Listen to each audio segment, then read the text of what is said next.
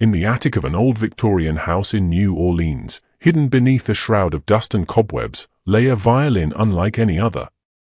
Its wood was a deep, unnatural crimson, polished to a mirror sheen that seemed to pulse faintly in the dark. Carved into its body was a single word, maledetto, Italian for cursed. The instrument had been passed down through the LeBlanc family for generations, a relic from an ancestor who'd bartered with a shadowy figure in the bayou, trading his soul for unparalleled musical talent. The price, whispered in family lore, was madness, and the violin song never let its players forget. Clara LeBlanc, a prodigy violinist, found it in the summer of 2025. She'd returned home after a failed audition, her dreams of the symphony crushed by a single scathing review.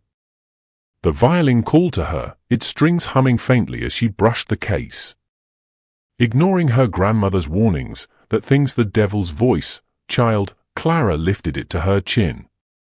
The bow felt warm, alive, and when she drew it across the strings, the sound was intoxicating, rich, mournful, a melody that wove through her bones like a lover's whisper. She played for hours, losing herself in the music.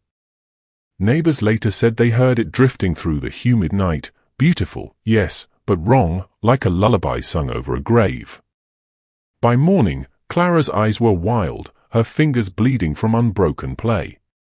She laughed as she told her sister, Elise, that the violin spoke to her, promising fame if she'd just keep going. Elise begged her to stop, but Clara locked herself in the attic, the music growing louder, stranger the days passed. The notes turned discordant, jagged, like screams trapped in a storm. Elise pounded on the attic door, hearing Clara's voice between the strains, gibbering, pleading, then silent.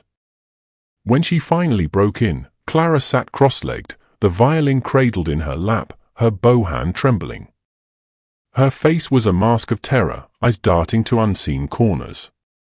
"They're here," she whispered. "The ones who played before. They want me to join them." Elise tried to take the violin, but it burned her hands, leaving blisters.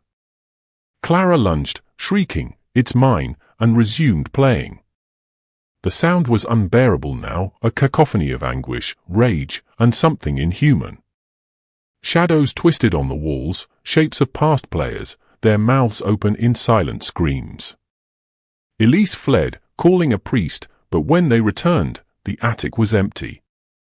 The violin lay on the floor, its string snapped, a faint giggle echoing from its hollow body. Clara was found days later in the bayou, barefoot and raving, her fingers clawing at the air as if still bowing. She spoke of a concert hall beyond the veil, where the cursed played for an audience of the damned, their music feeding a darkness that grew with each note. Doctors locked her in an asylum, but the staff swore they heard violin strings at night, faint and taunting. From her cell the LeBlanc family burned the house, hoping to destroy the violin.